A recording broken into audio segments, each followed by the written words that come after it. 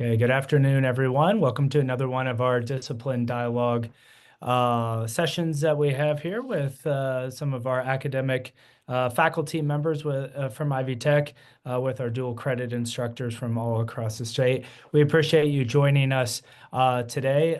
Joining us is Melissa. I'll let Melissa introduce herself, and then we'll kind of just jump into our talking points and rough agenda that we have. Right.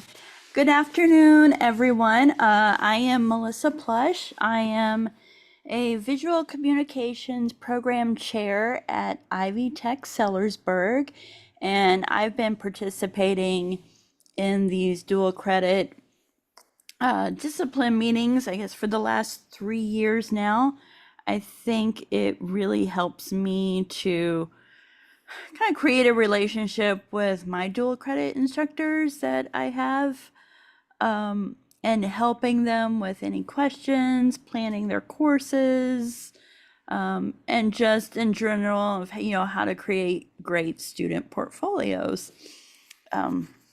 So I've been with the college since 2011, and looking forward to doing some more of these discipline dialogues with you guys.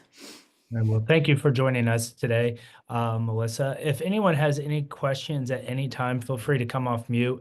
It is discipline dialogue, so we hope to have as much dialogue as possible. Of course, I have some different prompts that'll help kind of facilitate some of that discussion. I am putting in the chat my email. Melissa, if you could do that as well. If anyone has any sort of questions regarding just dual credit in general or very specific questions about your program, a course that you're teaching, feel free to reach out to either one of us. We can help answer those questions. I guess I should introduce myself as well. I'm Mark Schneider, AVP of K-14 Academic Initiatives and Support. I help coordinate all the various programs the college offers for dual credit programming all across the state, with our VISCOM offerings being a nice set that we have through next level programs of study and our dual credit courses. So with all of that being said, we'll kind of just jump into this. First thing I do want to say is that we are in the middle of November, and for some of our Ivy Tech people here on the call, they'll know that it's NASEP November, and I say all of this just for our dual credit instructors that are on here. If you've been a veteran dual credit instructor with us now for many years, you'll probably remember 5 years ago we went through the NASEP accreditation process and how that really kind of professionalized a lot of the different things that we do with our dual credit offerings. Well, now it's time to reaffirm or reaccreditate ourselves here. And so we're in a self-study year, but next year we have to do a data submission, and then we have a peer review year after that. All that to say, if you think you have really great examples that you'd like to show off in our submission, please reach out to myself or Melissa. We'd love to have great submissions, whether they are assignments, syllabi. We need to have instructors on a peer review team call, all of that. If you want to step up to the plate and help us out, we'd be much appreciative of that. Next thing here, Melissa, I know depending on the program, the curriculum committees meet at least once a year, maybe 3 times a year. And for our dual credit instructors, as a former high school teacher, I was always surprised to find out that on the college side, the curriculum is really driven almost exclusively by faculty. Faculty make the decisions. It's not an administrative process or anything like that. Or administration has a much, much smaller role as opposed to like the K-12 side. So with that kind of background, are there any updates from the curriculum committee if you guys have met here this fall, or anything from, the summer and spring, whether it's credentialing changes, programming changes, course objective changes, or anything else that's kind of been brought up in the curriculum committees that maybe overlap with our dual credit faculty? We did have a meeting at the end of September, and no real changes were made, with courses or anything like that. I think the biggest thing that we talk about is making sure that dual instructors are credentialed via just a portfolio and not just resume, and are, well adverse in teaching the concepts that are in our core syllabi.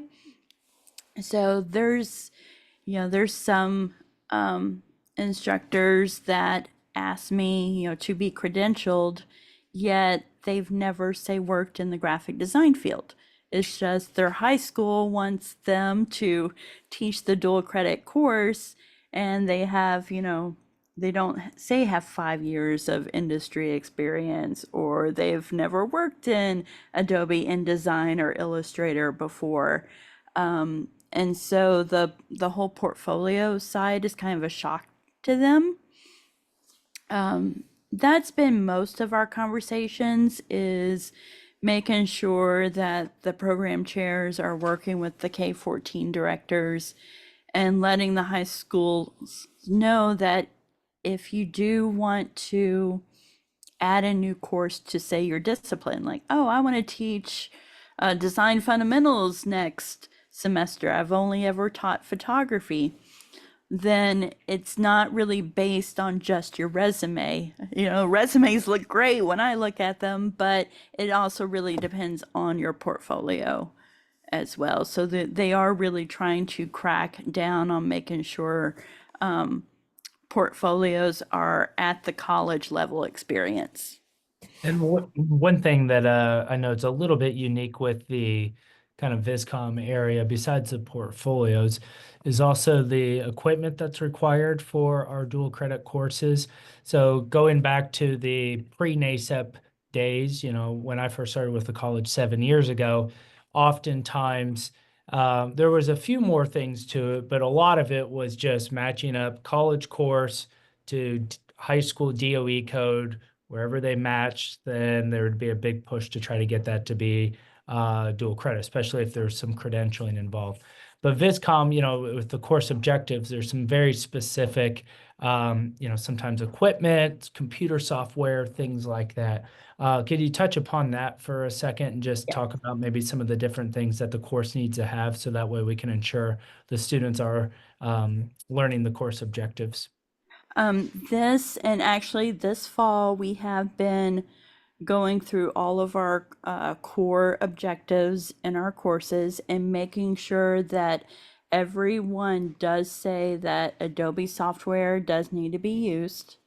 And we do prefer the use of Macintosh computers for, say if you teach photography, it's learning to use a DSLR camera. So sometimes what we found over the last few years when these changes have kind of come about is I'll have some dual instructors come up to me and they're like, well, my school won't support buying new cameras, but unfortunately that's how we need to align to get to get credit for those college courses, is you do need to have that equipment. But just this fall, we have been going through and making sure that every course does say that Adobe is expected, and inside the courses it'll say like Adobe Illustrator, Adobe InDesign, or Adobe Photoshop, Lightroom. So we're trying to be very specific in what program needs to be teach for the curriculum. So with all of that, good points there, especially Adobe. As a Mac user myself, I appreciate that. Most people are not Mac users, so we need to change the world for good that way. Um, Considering the pathway that we have with Viscom and next level programs of study, could you speak to how, the courses kind of stack up, but also, if a student is in a pathway for 2 or 3 years, the options that are in your program when it comes to certificates, technical certificates, transfer options, or whether it's coming to campus after they graduate, anything along those lines right there. Okay, so we have worked on a visual communication certificate over the last few years, and it finally got put into our curriculum this fall. So students should be able to graduate with a certificate very easily and can knock out, I believe, almost all of these courses in the high school too to receive that certificate. Say you want to do the digital design pathway, we've got typography added, graphic design one added, and you do like a capstone course. But what if the student wants to continue on? Then they can come to Ivy Tech and go ahead and complete the rest of the courses like graphic design 2, graphic design 3, and get, say, a full AAS in visual communications. You could also go the transfer route where I've had students start in the high school. They've done some even dual enrollment courses in our visual communications program. And then we help them transfer to places like IU, Ball State, and so forth. So there's definitely a lot of ways that students are going to be able to continue the degree if they want to. So as we record this, for those watching on YouTube, today is November 12th, 2024. And I asked this question, not knowing what the final answer is going to be here in December with high school redesign and what new diploma requirements are going to look like and other things like that. There's still a few things in the air. We'll have a lot more clarity this time next month and definitely before the end of the calendar year. All that to say, though, we know that there are going to be options for students to do work-based learning to help get graduation requirements. Now, this has not been, thought out by every curriculum committee or even the college because we're waiting on final, rules from the Department of Education. All that to say, and to kind of put you on the spot here, I guess, Melissa, would you know or could you think of any potential good work-based learning opportunities in the VISCOM field, keeping in mind that, as high schools look and evaluate their programming, they're probably going to be leaning into various CTE programs where they do have some sort of easier or more readily available work-based learning opportunities. We have not, yeah, we have not touched on that at all, unfortunately. I mean, I can comment on ways to continue the degree, but not really have dived much into the continuation of workforce learning opportunities. Well, maybe kind of in that similar way, you talk about you mentioned earlier with credentialing and having to have like 5 years of experience. I'm sure there would probably be some sort of overlap on what those years of experience would look like in credentialing, and then maybe like wherever those opportunities take place, those would be potential, entry level type things for someone in this pathway for work-based learning. So could you maybe touch upon those years of experience and what would be a good example of that, maybe where they would be able to obtain that? Yes. So some of the dual credit instructors that have needed more experience, I work with my K-14 director and tell them to, like, hey, come take a Ivy Tech class. A lot of them that are dual credit are online, so you would be able to take them at any time. You don't necessarily need to come to the college campus and take them. And it's such a great way to actually see the projects that are being produced in the class and the end portfolios that we are striving students to obtain. So yeah, whenever someone doesn't quite have that 5 years of experience, I'm directing them and encouraging them to take a class with us.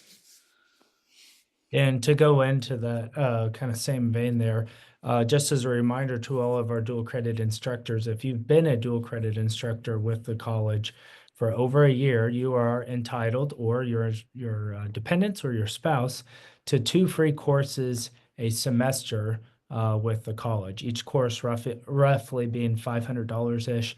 So you could say that's roughly $1,000 benefit a semester. So if you want to take, Melissa or any of your local program chairs and local campus up on the offer, or you just want to, expand your horizons and take a course even outside of that for fun, you can take 2 classes a semester with the college. Contact your local K-14 director. They can get all the paperwork set up so that way you don't have to pay for those courses. So do keep that in mind. Another benefit when we Sorry, I'm are, gonna cut you oh, sure, cut go. you off too. Yeah. I've got one dual and credit instructor right now who is going through every single program in the digital design pathway. Like, she has all the experience she needs, but she just wanted to update her portfolio and also kind of learn about what, you know, like I said, what we were doing with our students in our college courses and what type of portfolio to expect that would get them, say, real world jobs. And I mean, she is flying through these courses and has said her portfolio has never been better. So I just want to express that it is helpful, and if you can go that route, I highly recommend it.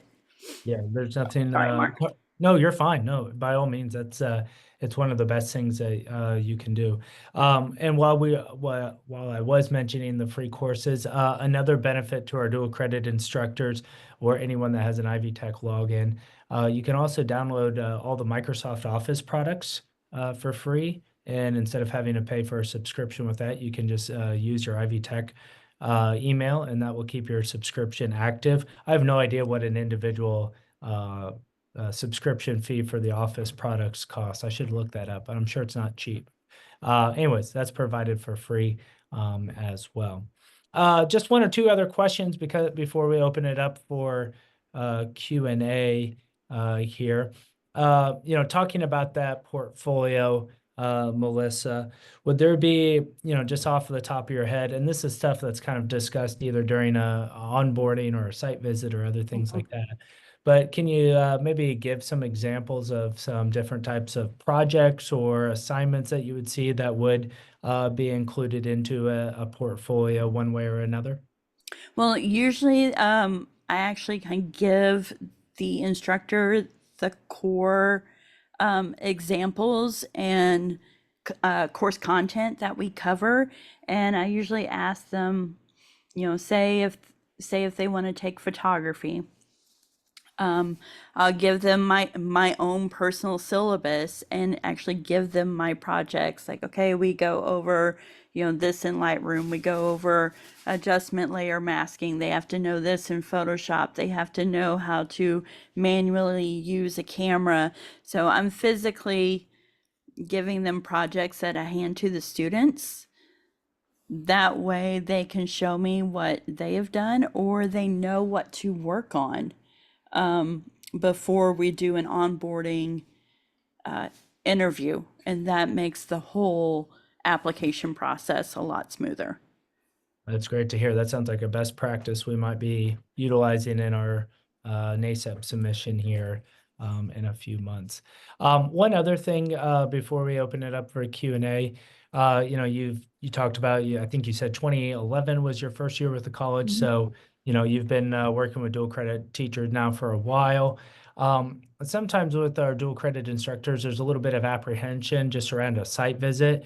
And I want to say, at least from the statewide administrative perspective, it's not supposed to be like a heavy-handed, administrative task, like or trying to be a gotcha or anything like that. It's supposed to be a situation where we kind of walk alongside and offer an opportunity for an exchange of ideas for the college to obviously verify that college level material is being taught. But then also it's a great opportunity. I cannot estimate the number of times I've heard program chairs say, I learned so much from a dual credit site visit, either through, some assignment or the pedagogy that was going on, other things like that. It's a very, two-way stream of communication. But all that to say, Melissa, could you kind of lay out like what you look for in a site visit, what happens on a typical site visit, other things like that, for any of our new or newer-ish dual credit instructors? A lot of the time, it is comparing assignments and what students have done, what I'm doing in the classroom, and giving each other feedback and different assignments that we can exchange. And I'll use the example of when I first started at Ivy Tech, they wanted me to teach video and sound. So VISC 105 is a dual credit option. And, it wasn't my best class. I was more of a photography, Photoshop person. But I hooked up with one of our dual credit instructors who had been doing it for years, and he gave me so many ideas that I could bring into the classroom, and that actually helped my classroom get a lot better. So I don't look at it as I try and tell my instructors it shouldn't be a scary experience, and I'm hoping that we can all learn from one another. So I'm mostly looking for really the projects that are being produced and the portfolio that is coming out of it, and then of course making sure that Adobe is being followed and the right software programs are being followed. Because I find that instructors also have a hard time kind of convincing the high schools, this is what we need. Can you help us? Yeah. And yeah. Yeah, all good topics there about the site visit. And also, every school does it a little bit differently. But one thing to keep in mind if your school is, or if you're at a career center discussing how to pay for, either new equipment with Macs or Adobe software, this, that, or the other thing, the Perkins funding at least a statewide level, I know there's always questions about how it can be used more efficiently and to make sure it's used all together. This program here is a great example of an opportunity for your administration to use some of those Perkins dollars. Does Perkins work with high schools on getting Macs and equipment? Because they've dropped us. They've dropped the VISCOM program in college. So there is some, I would have to look into the specifics for each program, but I know at least on speaking on like a holistic level, what is the breakdown? It's like 70-30 from K-12 to higher ed, and the amount of money that gets spent up, and the programs can be a little bit different too. But just using generalized terms, the Perkins dollars are usually out there. I would have to look the specifics up though, if there's a certain course or if there's something else that overlaps with maybe a different funding source that could be used for some of that equipment. But just to keep that in mind, if there's anything we can do to help advocate for your school to get some of that equipment, we are happy to send a letter of support or anything else, make a phone call, jump on a Teams meeting or Zoom or anything like that. Are there any questions from our instructors, or I know we have a few Ivy Tech folks on here as well. Anything from the group that they would like to ask Melissa or myself or their colleagues that are on the call here?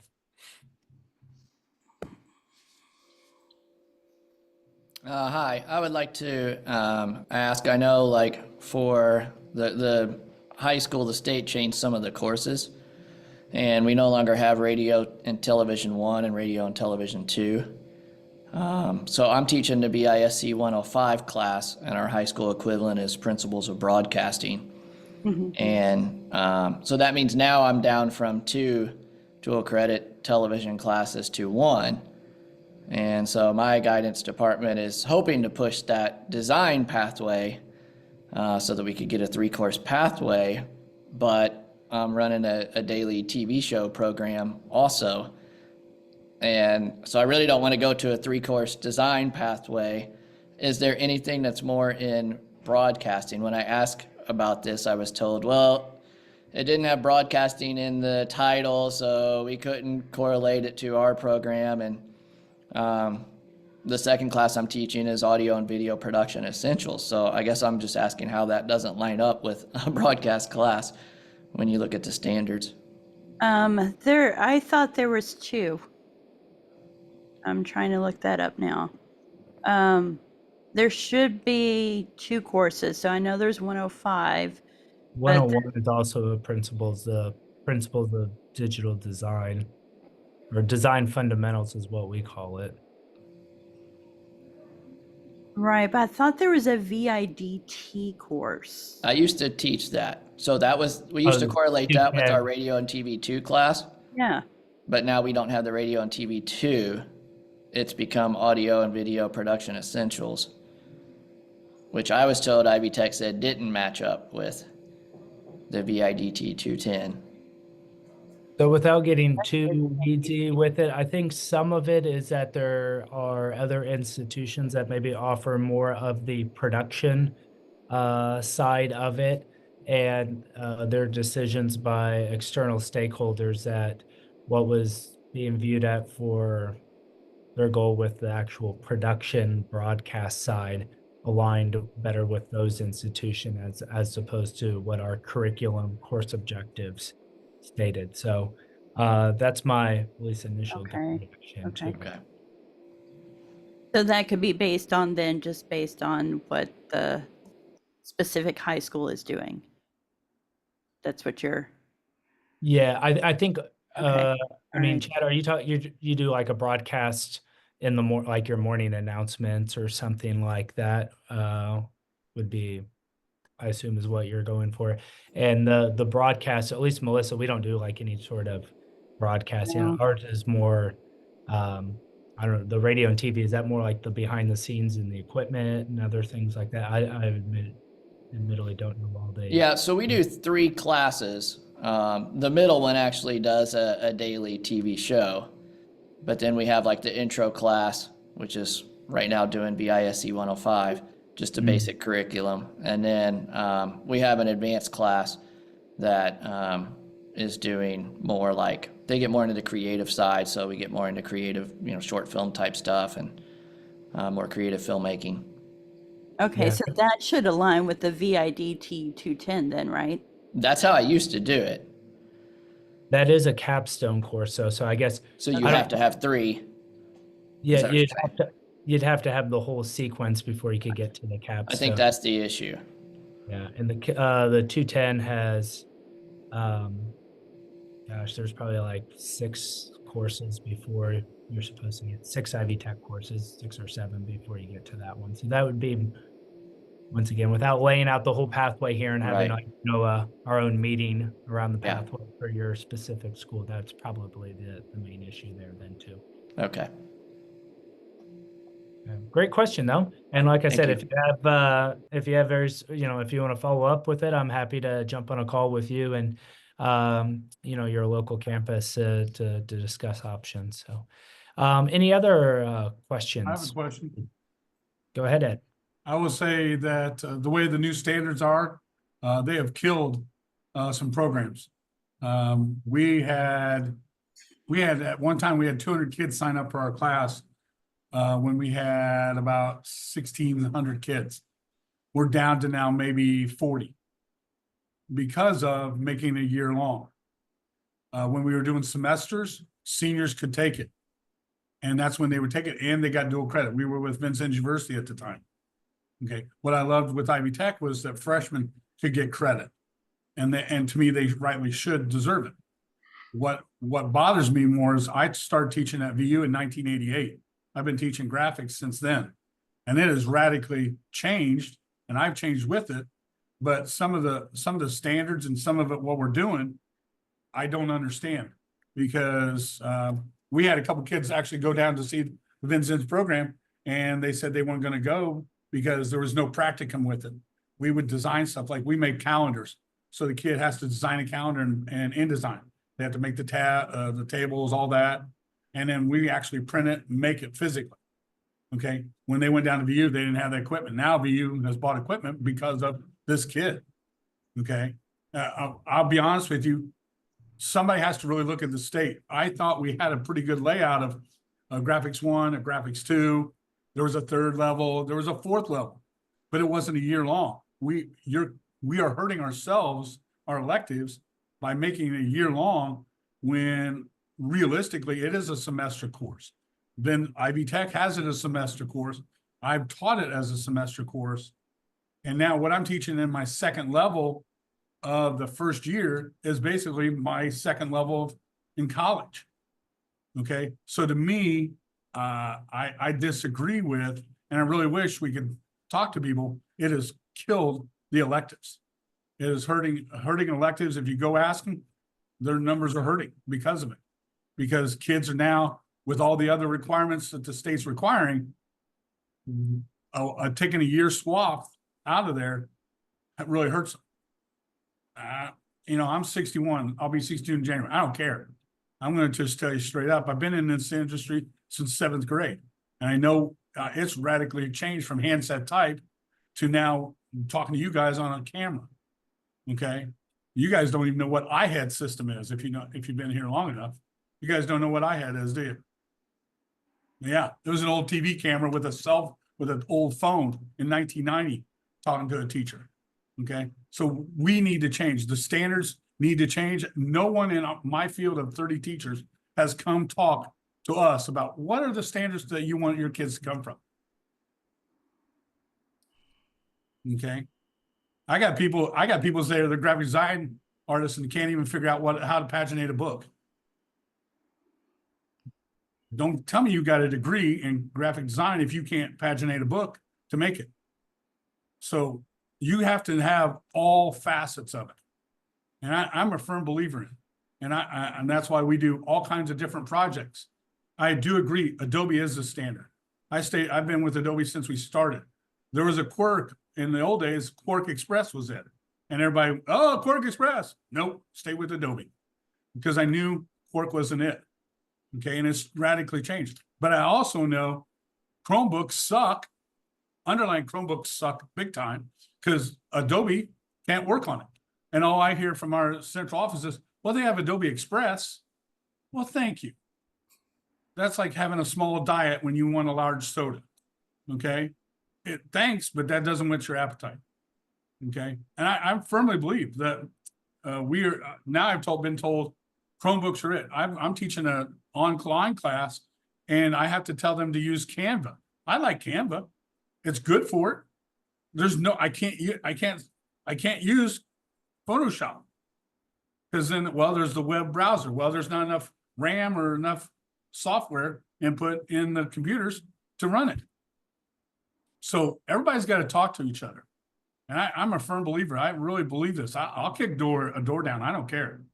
But I firmly believe that if you were really to look at it in hindsight, we could produce more people with better skills if we would look at it holistically and what are we doing to provide that education for the kids. And I welcome you guys. Want to come? We'll show you what we're doing. I mean, we're making everything, but we design it and we make it. We're making Christmas ornaments. We're making T-shirts. We're making hats. We're making beanies. We're making posters. We're making banners. We're making fat heads. You name it. We're gonna try it. And welcome to the real world. That's why the customer walks in the door and goes, "Hey, do you think you can make this?" They're not going to go, "Hey, I was wondering about it. Does it flow?" No. They just want something that looks good for their product. Am I preaching to the choir or am I preaching to the sinners? I'm not sure who I'm preaching to here. But they're making you work on Chromebooks? Hello? Yeah, the whole corporation's Chromebook. Oh. Yeah, welcome to my world. Yeah, there you go. And a lot of corporations are not Mac. A lot of them are not Mac. I taught at VU, we had Mac and PC side by side. Now it's Macintosh CI. Okay, that was a ways time ago. But yeah, I don't know if too many places have Macs and graphics in Indiana. There might be a few, but it's usually PCs. God love you. Okay. but they're few and far between.